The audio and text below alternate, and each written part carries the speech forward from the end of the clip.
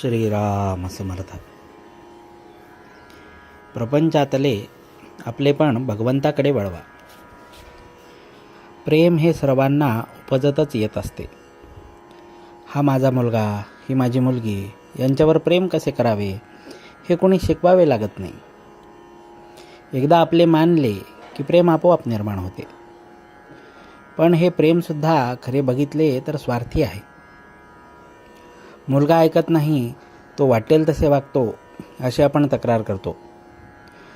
त्याच्यावर जर आपले खरे प्रेम असेल तर आपण तशी तक्रार करणार नाही. परंतु त्याच्यामागे हा माझे ऐकत नाही हा अहंकार, स्वार्थ आहे. एक गृहस्थ मला भेटले. त्यांना मी विचारले, झाले का मुलाचे लग्न? ते म्हणाले, नाही, उद्या आहे. मुलगा चांगला वागतो का असे मी विचारल्यावर ते म्हणाले, आत्ताच नाही सांगत, 6 महिन्यांनी सांगेन. स्वार्थाचे प्रेम इतके अशाश्वत आहे.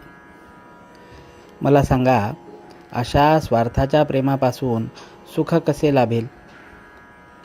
प्रपंचात आपण केवळ कर्तव्यबुद्धीने वागावे. मग मुलगा माझे ऐकत नाही हा प्रश्नच उद्भवणार नाही. खरोखर प्रपंच हा एखाद्या प्रयोगशाळेसारखा आहे. कॉलेजचे शिक्षण पुरे करण्यासाठी काही महिने तिथे शिकावे लागते असे म्हणतात. त्या प्रयोगशाळेतून काही उत्पादन काढण्याचा उद्देश नसतो. फक्त मुलांना शिकविण्यासाठी त्याचा उपयोग होतो. तिथे सर्व काही शिकून घ्यायचे असते. ते किती उपयोगी पडेल, त्यापासून किती फायदा होईल याची अपेक्षा ठेवायची नसते. त्याप्रमाणे प्रपंच ही परमार्थाची प्रयोगशाळा समजावी. आजपर्यंतचा आपला अनुभव पाहिला तर आपण केले असे थोडेच असते. म्हणून परिस्थितीबद्दल फारशी काळजी न करता आपण आपले कर्तव्य तेवढे योग्य रीतीने करावे. आपल्या वृत्तीवर परिणाम होऊ देऊ नये. प्रत्येक गोष्ट घडायला योग्य वेळ, काळ यायला लागतो. तेव्हा कर्तव्यबुद्धीने वागून काय ते करा आणि भगवंता, हा प्रपंच तुझ्या इच्छेने चालला आहे असे म्हणा. म्हणजे आपोआप भगवंताचे प्रेम लागेल. प्रपंचातले जे आपलेपण आहे ते भगवंताकडे वळवा.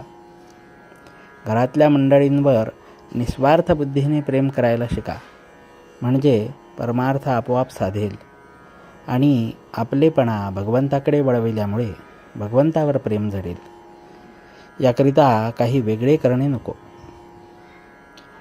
हा आपलेपणा निर्माण होण्यासाठी भगवंता वाचून आपले नडते ही भावना झाली पाहिजे. याकरिता आपण त्याच्या अखंड सहवासात राहण्याचा प्रयत्न केला पाहिजे. त्याच्या नामस्मरणानेच ही गोष्ट सहज शक्य आहे. वाचलेले विसरेल, पाहिलेले विसरेल, कृती केलेली विसरेल, पण अंतःकरणात घट्ट धरलेले नाम कधी विसरायचे नाही. जानकी जीवन स्मरण. जय जय राम.